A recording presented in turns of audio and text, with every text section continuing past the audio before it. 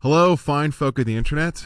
You are listening to another episode of the Deep Dive Discography podcast. Today we are talking about legendary, OG as fuck, death metal band, Death.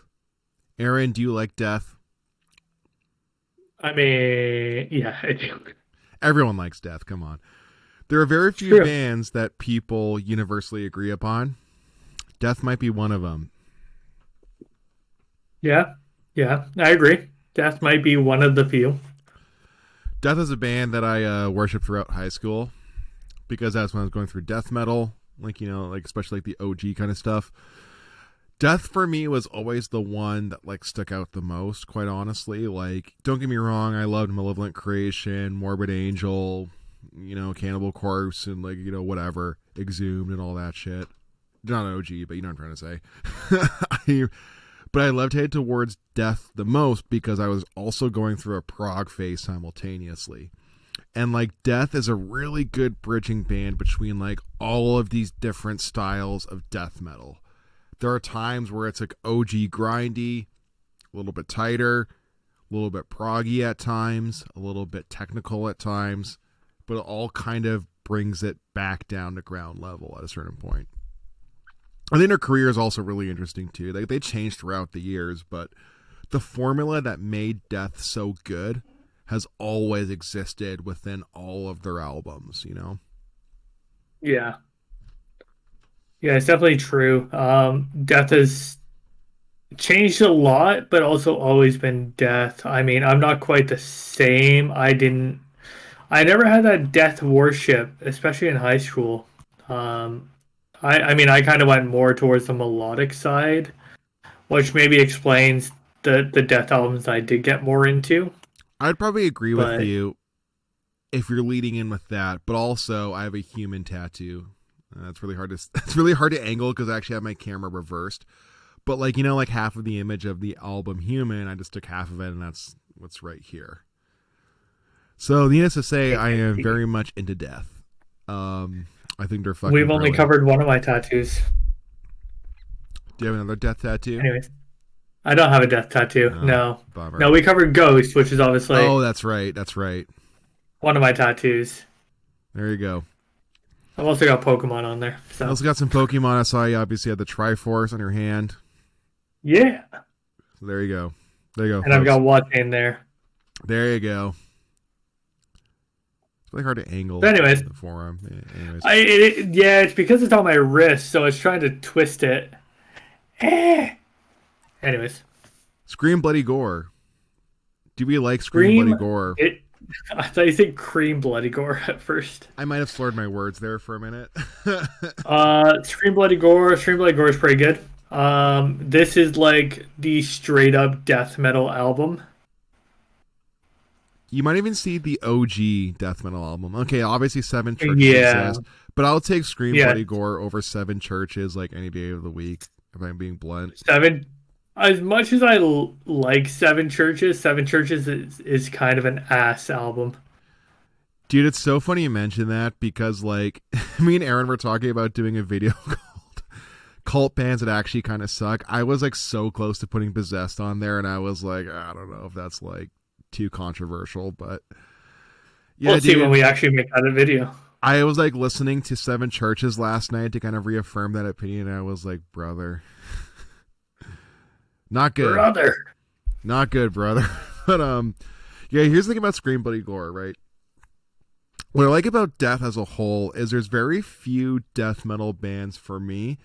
When I go through an entire album of theirs, every song kind of sticks out on its own. Because I feel like the problem Yeah. with death metal, quite honestly, is like death metal has a tendency to kind of just sound monotonous and a little too like caveman and heavy for its own good. But I feel like Death always had like an ounce of nuance. Every song kind of has its own purpose and its own place in the album, and every song has its own hook.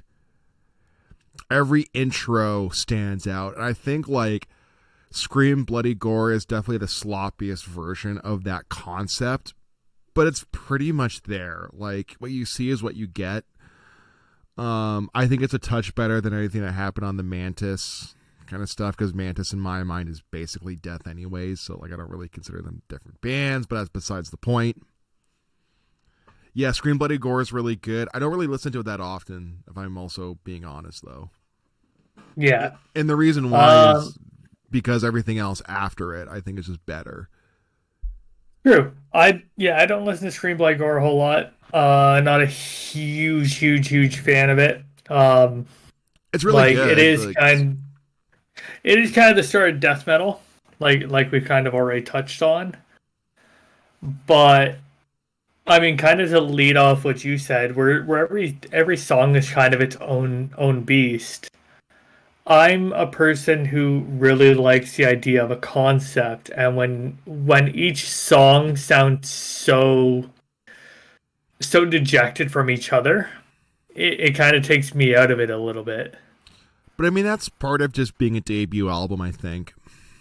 Definitely. I mean, That's a symptom of it, unless you're right? Rhapsody. Yeah, unless you kind of go into your whole career knowing like what your plan is, but yeah, it's kind of that's not like a normal state of being, right? Like, Yeah, like I went more from death. I went kind of more towards the melodic death metal side, which every song kind of does lead into its a full thing. It may not be a concept, but each song kind of leads into each other in a sense. Whereas, yeah, every song on this one is its own it's all thing. standalone, and I think that's fine. I think that's fine for what it is. Like, if I can be honest, dude, like Yeah.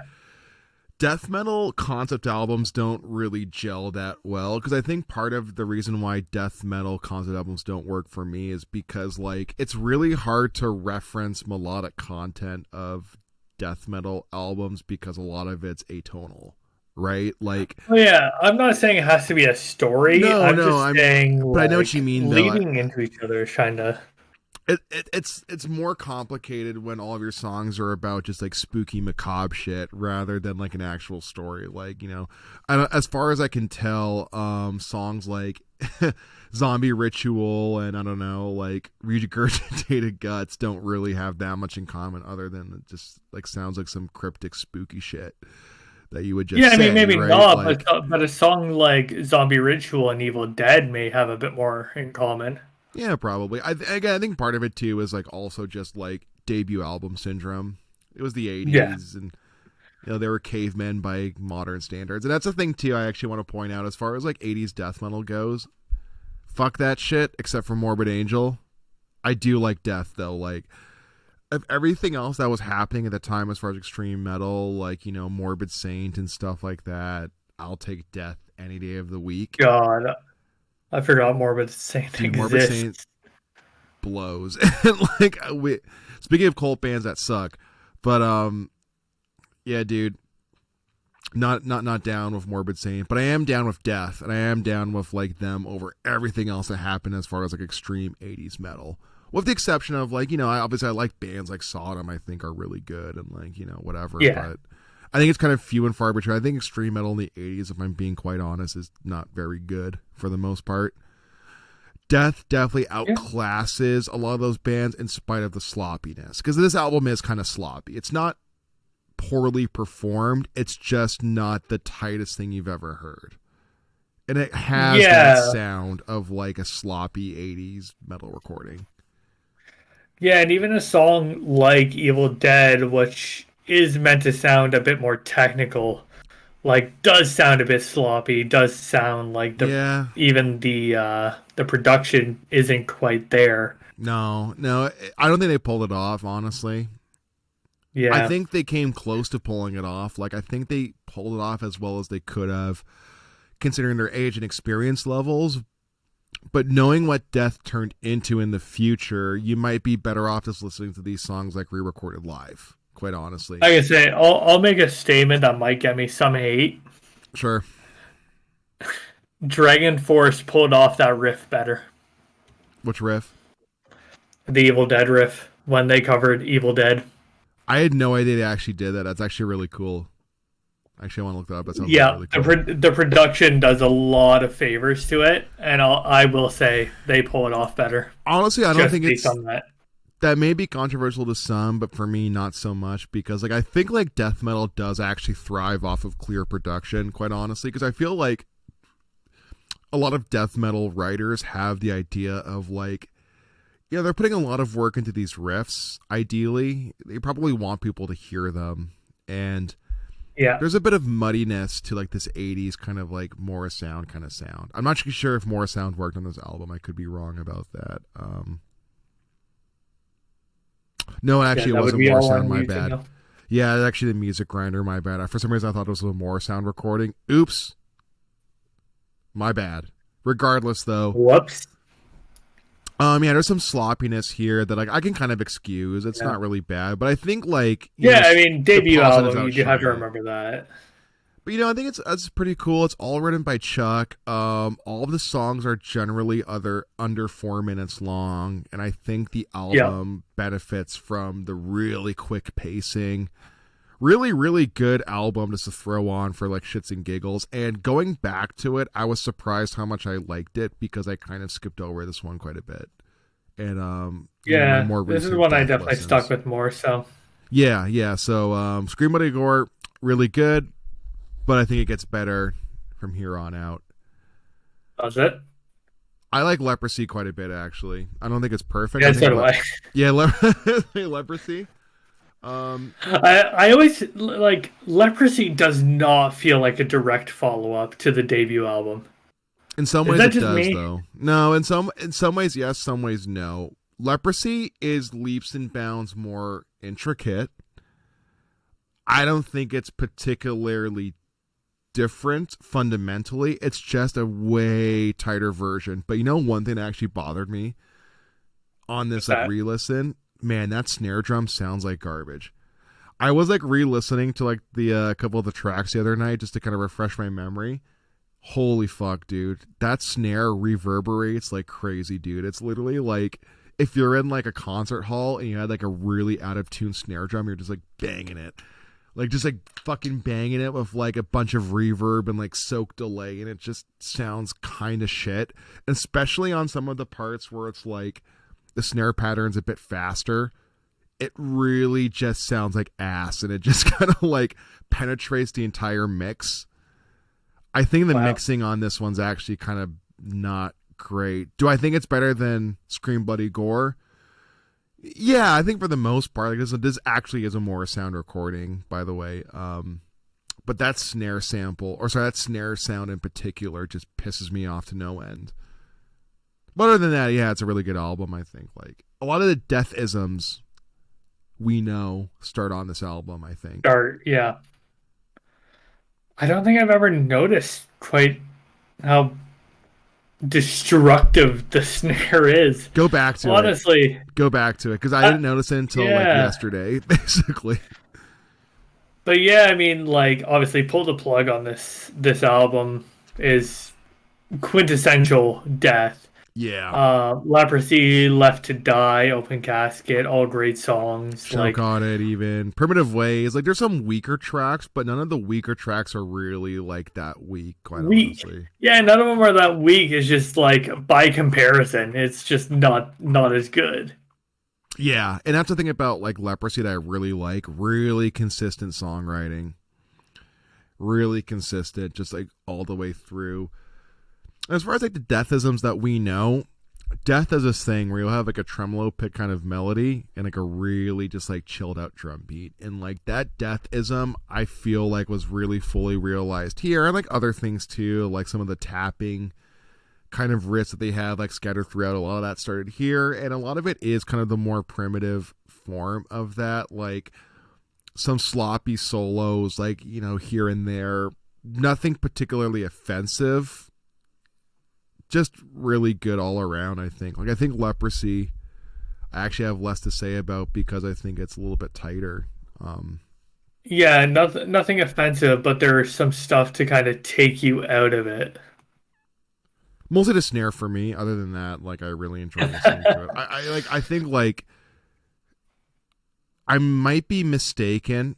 I don't remember if Spotify North America has like a remastered version of it. I actually don't That's remember if I fair. listened to like the original recording or if I listened to a remixed version of it. Yeah, there's always a possibility that the one I've come across is the remaster the whole time. Yeah, the thing And about it, like Death's Spotify is actually kind of a fucking clusterfuck. Like they have a I hate lot it. of, yeah, dude, it's really really messy. There's a bunch of reissues of a shitload of demos and stuff like that. Like there's a Dude, Scream Bloody fucking Gore deluxe reissue that's like Sound of so Perseverance many comes out like tracks. 18 times. Say it again. Sound of Perseverance pops up like 18 times on Yeah, it's a fucking disaster. Spotify. Fucking disaster, dog. But so I'm actually not quite sure. I swear to God, the version I listened to is the original, unremixed, unremastered version. I don't fucking know. All I know is that like this album's like on a musical level, really, really good. Is it my favorite Death album? No. I think, however, they get better from here on out. What do you think? I think there's better than this. So I have a What? controversial take. Okay. I like Spiritual Healing quite a bit. I know a lot of people shit on this album. Do they? I've seen a lot of praise for this album. I've seen both. I see a lot of people say this album's really good, but I've also seen people kind of being like, oh, this is the weaker version of Old School Death. But I think it's also fair to say this is the last of like the OG Death trilogy. That's fair. Yeah, I don't really care for this album. See, this is what I'm talking about, though. Like, I think this album's like way better than the first two, like by a lot. I think everything on this album is so much sicker. Like, what's your beef with fucking Spiritual Healing?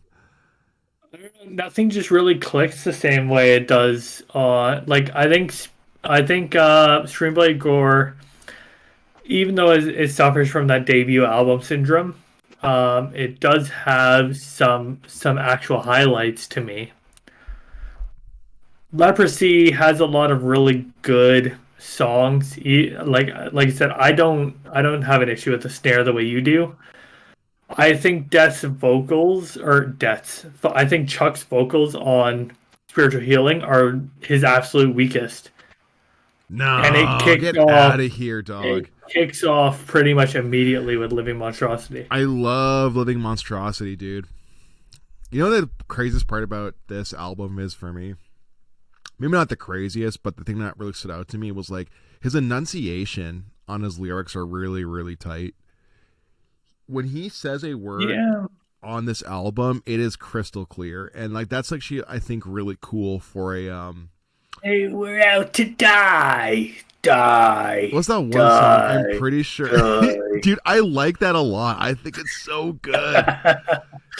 Dude, Within the Mind has such a sick breakdown and stuff like that. Killing Spree is fucking awesome. What's that one set of lyrics in like Living Monstrosity, like she's a stupid bitch, where it's like, what was it like?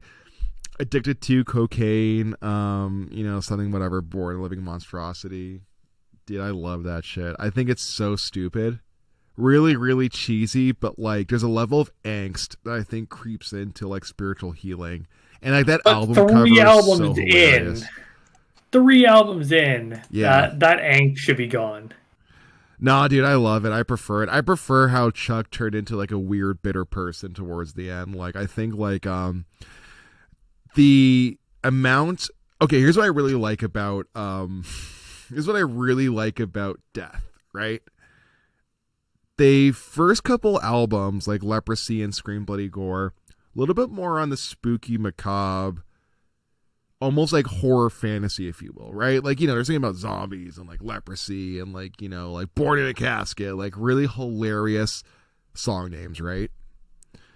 What I really like about Spiritual Healing is Chuck found the horror in like humanisms, if you will. And it's like these song titles aren't actually that scary. They're almost like a commentary of like at the time modern day Americana. Like Living Monstrosity is about like, like giving birth to a baby after being addicted to drugs. Defensive personality is obviously a psychology thing within the mind, kind of psychology. Spiritual Healing, obviously about like, American evangelicalism, whatever.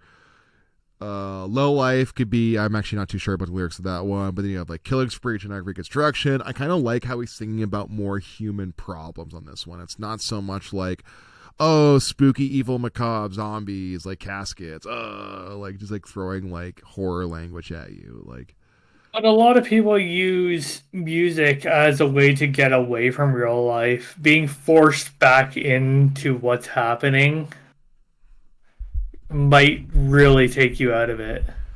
it can, but I think that's onus on the listener, honestly. Like, I think how many albums can you write about the spooky macabre before you just say, like, I don't care anymore? For me, I have a very low tolerance, and the reason why is because I think, like, Would you like to talk about Carrick Angren? We're say about again, six sorry? albums in. Carrick Angren, about 6 albums in, we're still focusing on folklore. For me, that actually means nothing, and the reason why is because, like, here's my philosophy as an artist, right? When I make art, I know that, like, whatever human struggles I'm experiencing, it creeps into the instrumentation because I'm not really much of a lyricist, really, right? It always will. It always will. And, like, what I'm kind of getting at is I think for really good heavy music for me to click, I want to see vulnerability. I think metal in general has a problem, particularly more extreme metals, where the concept of vulnerability is like foreign to the artist, right? Like they want to write songs about like destruction, generic war kind of themes, maybe fantasy, maybe horror, like, and that's all fine. I don't think there's anything wrong with that. I think, however, at a certain point, I want to know the person behind that. And like when metal tackles such issues as like mental health or like, you know, over enthusiastic like spiritualism and stuff like that and zealots, like I think there's like an interesting thing. It can get cringy because there is an inherent amount of angst within heavy musics.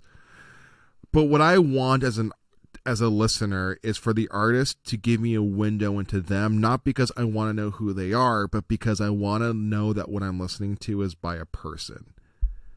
And The sometimes only, the art has to morph away from fantasy into more personable topics. And I think that's more apparent with like human and individual thought patterns.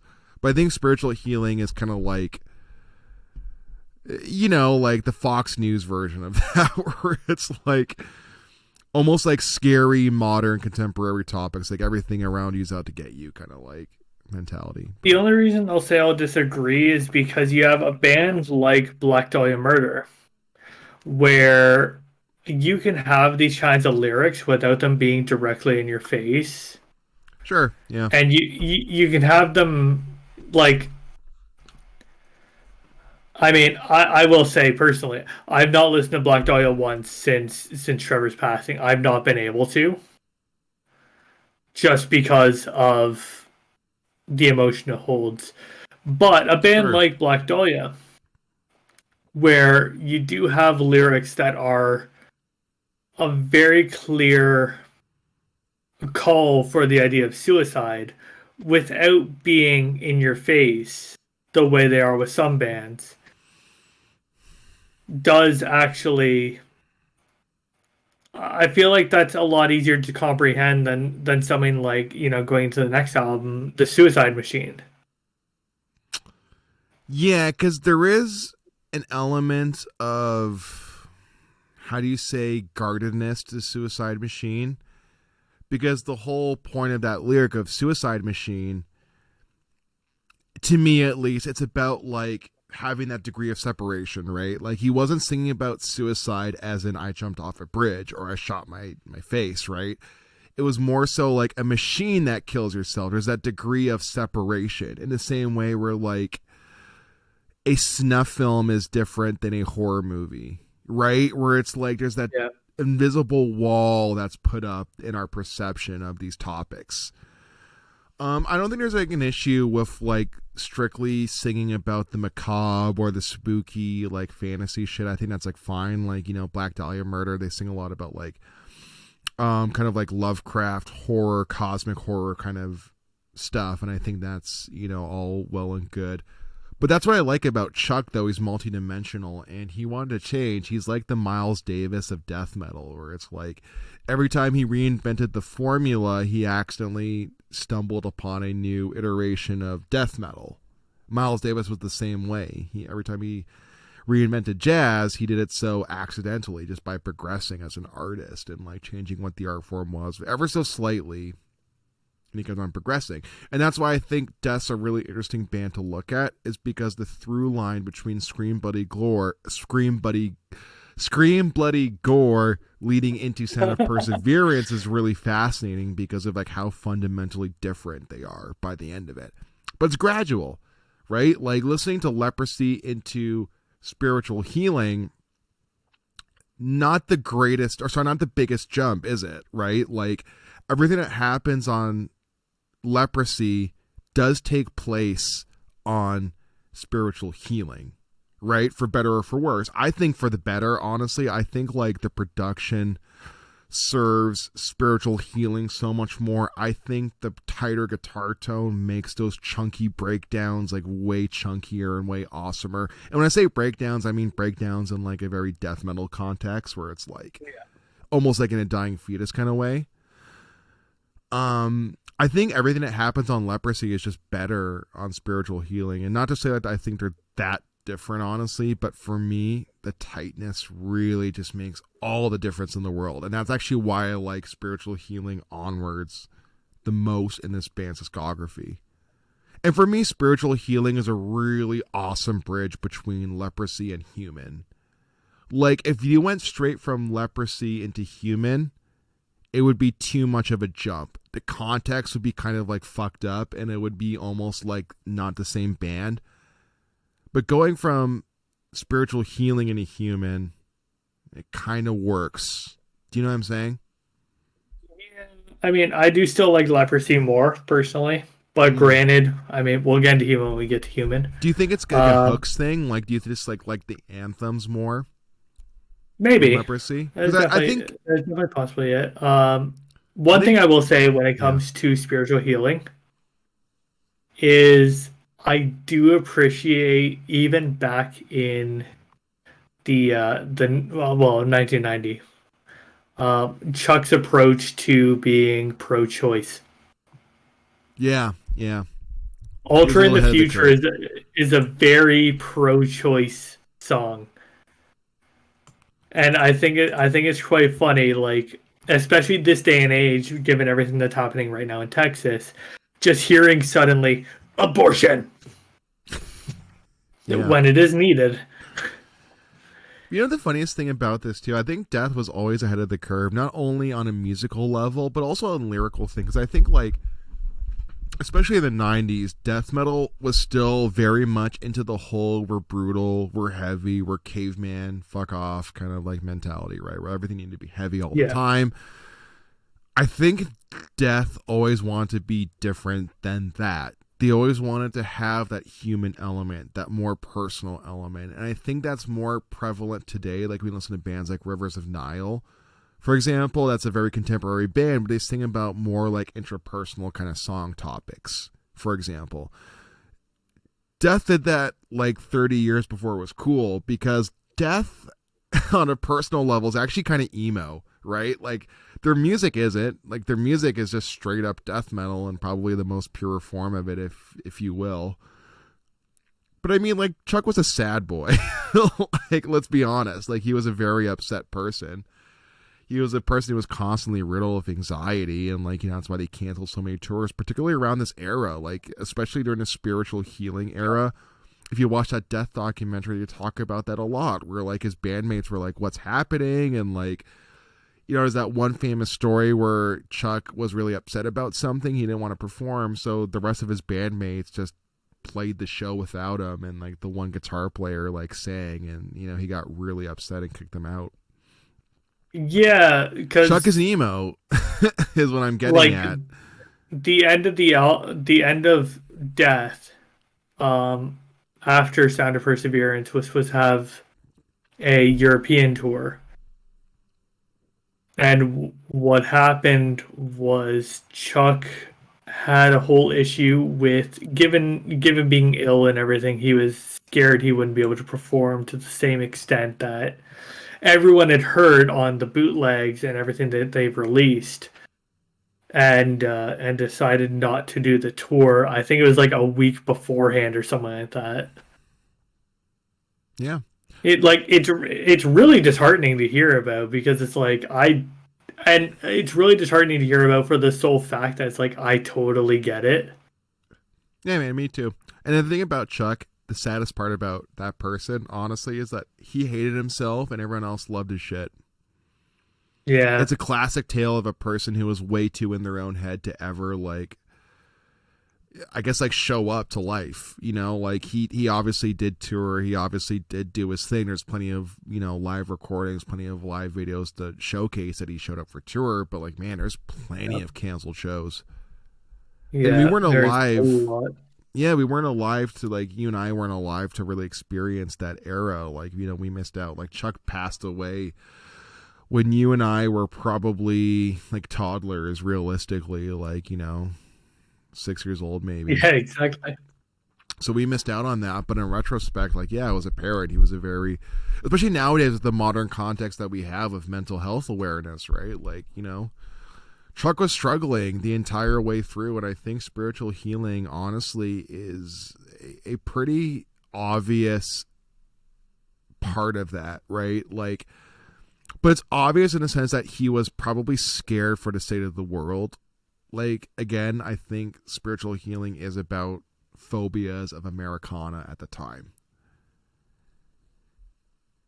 And Yeah. then he goes, you know, like, living monstrosity, talking about crack and, like, cocaine. Like, you know, crack cocaine was, like, a huge issue in the 80s, or so the media would have you Yeah. believe, right? Like, maybe it's true, maybe it's not. I wasn't alive during that time. I have to take it at face value, but, you know, whatever. I think Human is a more personal version of it, where the fears are more internalized. I think Human's a great album because he lets out his love for Kiss. Yeah, that God of Thunder cover is actually pretty okay. I don't like Kiss, but like, Oh, I love yeah. Kiss, dude. I think Kiss is You know, awesome. I think Kiss is fine, and that's about it. Yeah, fair You know enough. my But, you yeah, know my issue with Human? do tell. I feel like you would know my issue with Human. I don't. This is the precursor to Cynic. Oh, I actually didn't clue into that. Yeah, you're right. You're right. It is. Because essentially it is half of Cynic, isn't it? It is essentially that, It's and Paul and like Sean. this is more or less the sound that Cynic went for. Kind of. Kind of. I think it's, Or the beginning is Cynic. This is the sound they went for. yeah, it's in the same vein. It very much has a lot of overlap, for sure. I think it's like, if there's a Venn diagram, you could have Death, Cynic, and in the middle, you have a lot of shared elements between the two. But yeah, you know, Human, fucking awesome album. I love this. Probably the first real tech death album, in my opinion. I think, like, the performances are just, like, so crazy. Like, I think what's cool about it is, like, I think by today's standards, Human is, I don't want to say it's milquetoast, but I mean, like, people have surpassed what's on there. You know, I think it's apparent. But I think what I like about Human more than a lot of other tech death is the songwriting chops are just, like, so much better. Like, Chuck is such a good songwriter, and even in the context of tech death, he really just grounded this album into, like, its bare essentials. The album's hooks, the album has riffs. It gets weird when it wants to. The drumming is crazy when it wants to. The guitar shreds when it wants to. But it all serves a purpose. And they introduced some clean guitars, which is, like, unlike Death, you know, like, Lack of Comprehension, very famous single. You know, death metal doesn't really have clean guitars, but all of a sudden, you know, Death comes in and shows them that it doesn't sound so weird after all. I don't know. I like this album a lot. It's tattooed on my arm. Like, I think it's really cool. Yeah, I will say I could not get into Human. Really? Oh, Yeah. tell me, like, lay it down for me. Is Like it? I don't really know. It's just like it didn't have that. Like you say, it's the original Tech Death. I would say it's more the original Prog Death album. I would say that about individual thought patterns more so, But okay, let's break I, it down because I have an I, opposite opinion of you with Human. What's your so I beef? think individual thought patterns actually kind of went the tech death way and brought in some of the prog elements with it. Kind of similar to the way Beyond Creation came to be, right? I would say Human was a lot more prog death, and I don't know that like even like stuff like Between the Buried and Me and stuff like that doesn't really gel with me the same way. As a whole, it I don't know, it just didn't really click. Yeah, Lack of Comprehension is a good song. Flattening of Emotions is fine. Love it. But besides Love flattening that, emotions. like, Yeah. it didn't really click. For me, what I like about this album is it has that same kind of punchiness that all Death albums have, where it's like, I was saying before with Scream Bloody Gore that like every song has its place, every song has like the iconic parts. Yep. I feel Human continues that trend, and that's what I really like about it, is that as they got more complex, he never really, like Chuck never really lost sight of like what makes a good song a good song. And that's what I like about Yeah. Human, is that like his songwriting chops, you could argue maybe that was better in some other parts than others. I think Human's a really good like middle ground between all of the eras of Death. I think Death has like 7 or 8 albums in total. It's just a coincidence this one's smack dab right in the middle. It's a really good Okay. through line between the two halves of their discography, because you'll notice this is the last album that has kind of a gritty sound. Like, I don't think it sounds, sloppy or, like shitty metal, but there is a bit of grit to it. I think partly because of time and technology way more than performance, because the performance on this thing is so fucking tight, man. Like, especially if you like listen to this album next to Leprosy, it's like night and day. And it's only a Yeah, small okay. handful of I mean, I will years give it between the two. that. Yeah, but that's kind of what I'm getting at, though, is like that's why it's a really interesting through line and a interesting progression. Is because everything that's done on Leprosy still happens here, but it's just a darker, more fucked up, like, but also vulnerable version of it. That's what I like about it. It's like it kind of drops the whole fantasy horror element of Death and goes straight into like human problems, as the name of the album might suggest, right? But what's cool about it is that like it's the most emo death metal album without, it's way before its time. Because death metal tries to be very hard and brooding, but Chuck was way more of a soft boy, way more of a sad boy. This album is very upsetting. It's kind of depressing, isn't it? A bit of a downer compared to, like, let's say Leprosy, which is a lot more fun and goofy. I will say, if nothing else, Individual Thought Patterns has a better lineup. I would probably agree. I really enjoy Paul and Sean's contributions to the album, but it adds a I say different nothing flair. against Sean, obviously, like, you know, don't want to cast shade in that sense. I Yeah, understand he sure. passed away, all that kind of stuff. But yeah, individual. There's a specific reason I that probably know I why. hold high regards to individual thought pattern. Can I guess why? Go for it. Because our favorite guitar player exists on this album. What's your favorite guitar player? Andy LaRoque from King Diamond.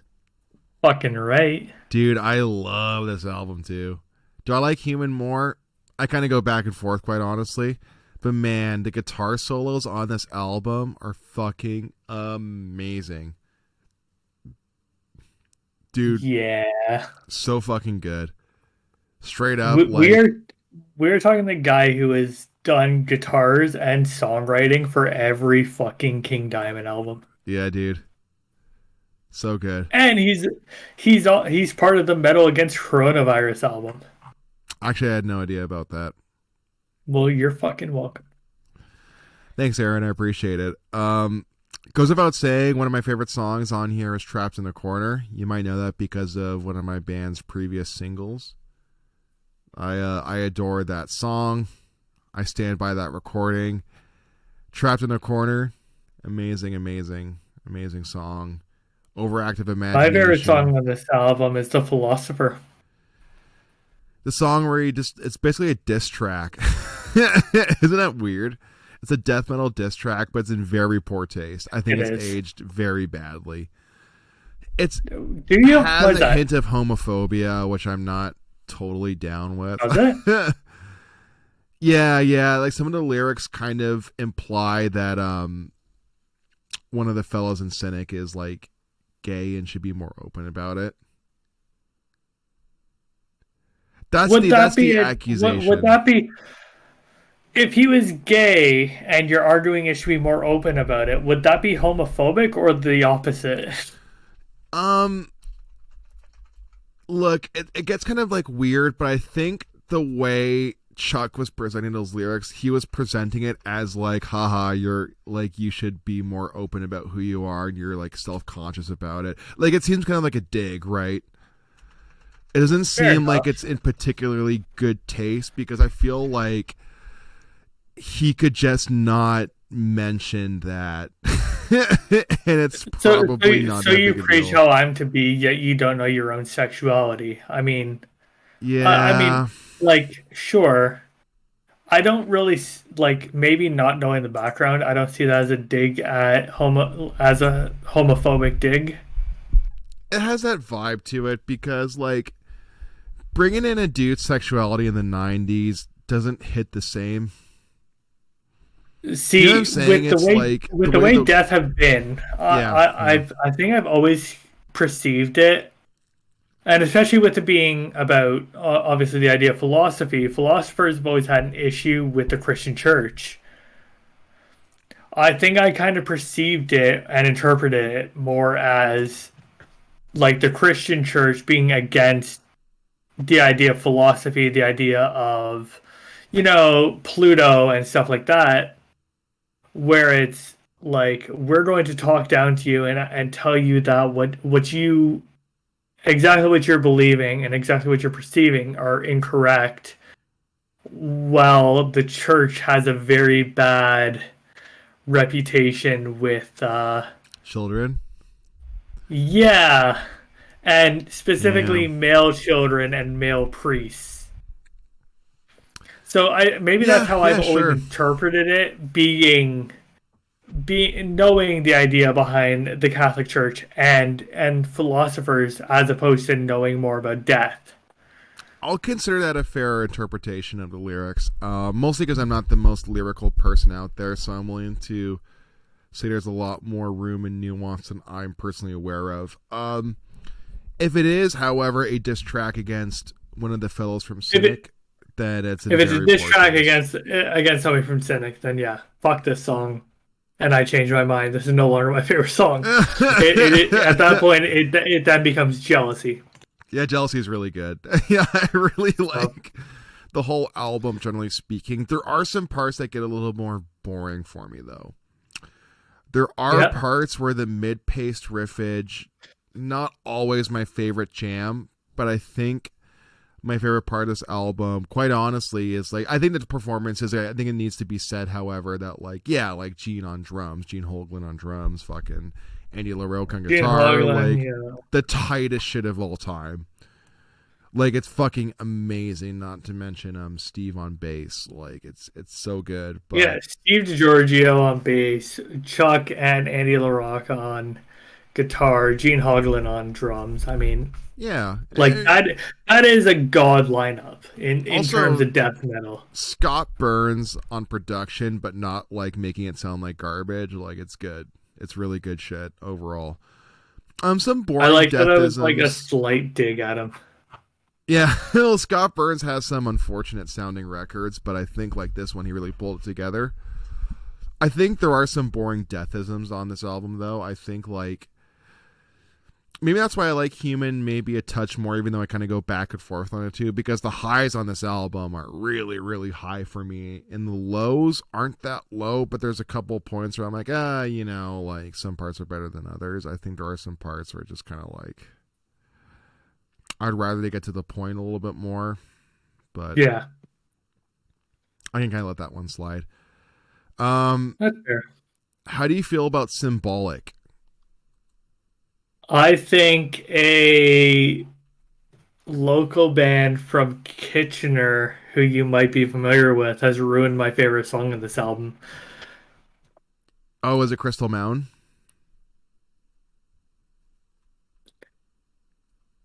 Besides that, I like Symbolic. I like Perennial Quest.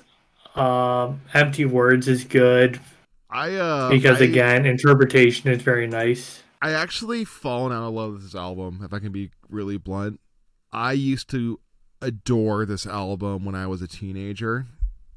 I consider this the first true iteration of like prog death, the way that I know it. Right here, like here's my Yeah, interpretation of death. Right, first three albums. So like Scream Bloody Gore to Spiritual Healing, OG style death metal. Human Individual are tech death. This is just full on prog death for the rest of their career. Symbolic, kind of boring at times, but a really good album. But I think the reason why a lot of people probably like this album is probably because there's a lot of reservation in its performance and songwriting. I think a yeah, lot of people really like this album because it's not very shreddy and because it chills the fuck out. And for people who aren't really death metal fans or who are like overall music nerds, they might find it way more palatable if you're not so much onto the metal harder side of things. Like for example, that's Anthony fair. Fantano from The Needle Drop loves this album, right? Like Yeah, I like as a whole, this album's fine. it's good. It's like I think it's really good, but I'd rather listen to I don't anything know. else. Not Yeah, to like lie, there's it's other things I'd rather listen to, but this album's fine as it stands. I mean, yeah, I think it lacks a lot of character. I wouldn't say character, more so just because death isms are still like all over this album. It's just like I don't know if it's overplayed or if it's just No, lethargic and sleepy. Something about it just doesn't really click. Maybe it's because it's that way too mid paced. I don't know. that's where I mean it lacks a lot of character. Is solely like it doesn't feel like death. What do you think it feels like? It feels like they tried something different and maybe got lashback after this album. I think Mm, Crystal Mountain kind of stuck around the way they wanted to, and I don't think any other song really stuck the way they wanted to. I would agree, and I think the inverse of that though is like Crystal Mountain has a lot of the old school death metal vibe to it, Yep. but with the new school kind of like interpretation of that. Let me rephrase that. There is like this very old school simplicity to Crystal Mountain. There's a new school kind of proggy vibe where it's in like odd meters at times and kind of like proggy style drumming, but it keeps things kind of grounded. So maybe that's why people like it as much as they do. I, however, think this is like very overplayed. I have heard so many bands cover this song that it loses all meaning. It's like I don't know, like when you listen to Hotel California like 2 billion times in a row, it's all of a sudden stops being so special, and you realize the Eagles like, oh, I could never listen to Yeah, Eagles ever again. is Crystal Mountain the most covered fucking death metal song ever? Probably, honestly, every band of every death metal style has covered Crystal Mountain. 'Cause Decrepit Birth, that was like part of their set list for many years. That's nuts. Are you Decrepit Birth guy? Did you know about that? No, I didn't. Oh, okay, okay. I've seen him play I know I've live. listened to them, but I've seen them play live many times, and like, yeah, they've played that one quite a bit, and it's kind of like it's the one tech death song. Like death metal, I think metal in general has an issue with shared repertoire, which is to say that most people don't learn the same songs on their instruments. Crystal Mountain seems to be like the only song that every like extreme metal musician just knows how to play. It's weird how that works out, but like one of just one of those songs. No one listens to it, but everyone knows how to play it. It's just one of those tunes. But Yeah. Yeah, I mean, yeah, as a whole, I mean, Symbolic's fine. I would rather listen to Symbolic than Individual. Or sorry, Really? yeah. No, Wait, no, yeah, I guess you don't mean no, that because like Andy LaRocque isn't on this album. no. I'd rather listen to Symbolic than Human, is where I was trying to go with that. Mm, My not brain for just me. forgot how to work. Not for me, but like I'll accept that at face value. Yeah, there's But actually a yeah, fellow on here I've never been overly familiar with is like Bobby Coble. He's played with a small handful of bands, but not really death metal bands. Like he's played with Chris Potter, but is he a jazz guy? maybe.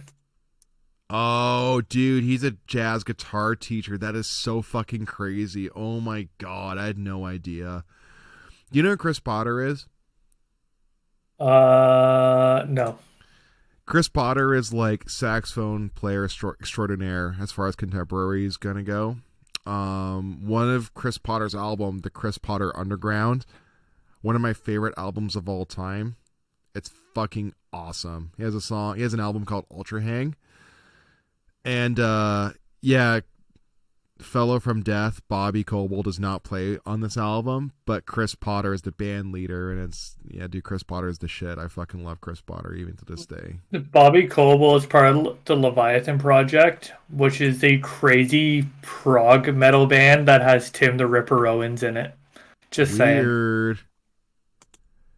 That's pretty cool. So yeah, Bobby Coble apparently fucks because like he plays jazz and he plays metal really well. He's a professor at Yeah, a jazz school. Wow, he good for is. him. I had no idea. Dude, he teaches jazz at university at the University of Florida, Central Florida. Hey man, you know what's crazy? That's so fucked. Yeah, sorry, go ahead. Death released one album with Nuclear Blast. Oh, was that Ton of Perseverance? It was. Not really crazy about this album, dude. I fucking love this album. Yeah, you and half the world, man. I don't get it. I really don't get it. I think it's I really think this cool, but yeah. I think this album fucks better than pretty much anything else in their discography. Is it really your favorite? Definitely my favorite from the band. I mean, okay, like fair enough. Like I don't agree, but like I'll allow it because I don't think any Death album is bad, but I think Sound of Perseverance, for me personally, is very boring. I don't think it I sucks. I think like think there's parts of it I really like, parts of it I really don't like. To me, it loses a lot of the Death characteristics, and that's my issue I with think it. this album has the most to say. Yeah, I mean it does. I'm sure it does. Like it's very formidable part of like Chuck's life and his experiences. So I don't doubt that part. I just would rather listen to so many other things. So This many other album things. takes into consideration the tech death part of Death, the prog death part of Death, and every influence Death has ever had, and shoves it all into one.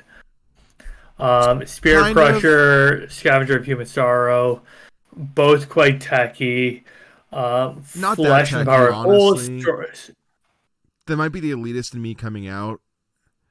Sound of Perseverance is like I was able to learn this album when I was a teenager. It's not that crazy. Like I'd say like as far as like techiness goes, I'm not saying it's crazy by any means. sure, sure. I'm just saying that it incorporates every bit of Chuck's life specifically, Oh, that's fair. Okay, yeah. and makes the most of it in. I wouldn't. I mean, I was gonna say in as little time possible, but all these songs are quite long. Yeah, it really does. I think like as far as like a window, like a snapshot of this person's life, it's a really interesting like piece. As far as my listening pleasures go, like I just think it meanders too hard. Like every song on here doesn't need to be this long, and like I think his vocals changed in such a way, and you can kind of tell he I was already like His vocals are top tier on this one. they're good. I think they're really good. It's just like not what I want out of a Death album. Like, you can tell he was already on the way. What was that second band he was starting? What Control was it, Damage Denied. Controller? Control Denied, that's it. Yeah, so Control Denied, you can tell that like he was already phoned out of Death, and like Control Denied was like way more of a priority because like Control Denied was like, I forget the timeline, but they came out in very similar periods of time, and I don't know, man. Like, Son of Perseverance for me, really good. Don't care to ever listen to it again, and I flipped through it to refresh my memory for this podcast, and my opinion hasn't changed as I got older. I always thought this album was off. Never really knew why. I still don't really know why. I just think it's just kind of a snooze. I don't know. I Not a mean, shitty if you want to album. touch on it slightly, Control Denied did come out a year after this one, but I see. So it's probably it fair to just say that like the songwriting efforts kind of like bled into each other at a certain point. Like, probably a little bit, but I don't know. yeah, Like yeah, hard to say.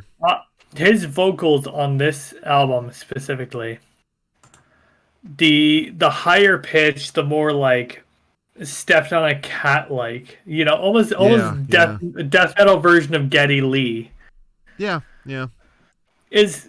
I don't know. I think that's kind of like prime Chuck. I think it's cool. Is you know. But yeah, that's exactly it. I mean, what are you gonna do? Different opinions are different opinions. Yeah, I'm also not gonna argue it too. Like, that's the thing. Right? Is Like like, yeah, I'm not here to change your mind. I'm just here to express mine. I understand. Yeah, and that's a kind of my thing about like your opinion too. Like, I don't agree with it, but like, yeah, it's whatever. Like, I don't think it's a weird opinion to like this album the most, and that's kind of like my thing about your opinions. Like, I have no real contention with it because I think like you picked a good album to be your favorite. It's just not an album that's made for me. I think the Right? most I could have picked Human instead. you could have picked any other album. Really interesting lineup. Richard Christie, famously known for being a part of Howard Stern, so take that at face value. Do you know about that? Yeah, yeah, I was He's a aware. co-host on Howard Stern, so Yeah, it's a weird one. he's a good drummer, by the way. I really like Richard Christie's work. I'm actually not really a Howard Stern guy, but he No, but played with a I mean, lot of really sick bands. He played with Demons and Wizards, Ice Earth. You know, oh no, I don't want to ask what his political views are. well, he's off Howard Stern, so you know he's like kind of an edgelord. No one who hangs out with Howard Stern is chilled out about anything. Howard Stern is like the OG shitlord. I don't know, man. He could have been like Howard Stern, maybe the OG shitlord, but like he was on an album. He was on albums with John Schaefer. Like, It seems like Richard Christie did it more as like a session gig. oh, absolutely. That's my impression of his like discography. But I don't know. I don't know. He was also in Charred Walls of the Damned. Fun fact. I'm actually not familiar with that band. Charred Walls of the Damned, kick ass. Oh, that's actually more recent. Actually, oh, I gotta check that out. Yeah, That's really cool. it has Steve DiGiorgio and it also has Tim the Ripper Owens in it. Oh, it's like a shared personnel. That's interesting. Okay, cool. Yeah, Well, there you go. Anyways, yeah, Son of Perseverance. I actually don't have very much to say about this album except for that it's like kind of long-winded and bloated. yeah. I think it's really good. I think it's like okay. Let me rephrase that. When I say it's good, I want to be very clear about this. It's not good for my personal tastes. It's a good album though. It's a very well-written album of a very clear point and purpose. A lot of people love it. I'll never take away what that means to other people. Is what I'm getting at. How do you feel about the Painkiller cover? I think it's good. Do you like it more or less than Judas Priest? Less, but not by a lot. Less. Fair enough. Like we're talking like Same. a little bit. I think they're quite honestly on par. I think the modern death metal production makes it different. I don't know if I think that difference is better. I just think it's different. Like, because I think Judas Priest, especially on the Painkiller album, they really brought the thunder. And maybe someday we'll talk about Oh yeah, Judas Priest. But I think like as far as like Judas Priest shredding goes, Painkiller is, you know, pretty stellar example. But the one thing I will say about the Death cover, you know the part where the guitar solo begins, where the whole band cuts out and it does like the sweeping arpeggio yeah. thing. Yeah. Judas Priest plays it better in my mind. The Death version's a little bit like fucky during that like break. They kind of pick it Yeah. up, but whatever. Like that's like nitpicking. Like I don't really Anyways. care. Yeah. Anyways, Death. I think we've basically covered that because we are not talking about Control Denied. I couldn't care less. No. I do not want to listen to those albums. I'm over it. Yeah, fuck it. Yeah. Anyways, yeah, follow us on the socials and go subscribe to our Patreon and also subscribe, like, and comment YouTube. on our YouTube Follow us on because Spotify, Instagram, and follow us Facebook. on Spotify and Apple Podcasts and Google Podcasts and Amazon Podcasts Run all of and those whatever other. things. Oh my god. Exactly. Holy shit, we're everywhere. Can't escape the deep dive. No, I mean you can. You can just not listen to us. But why would you do that? Why would you do that? Exactly. Rude as shit. Rude as shit. Fuck. Anyways, take us down, Marcus. Goodbye. Bye.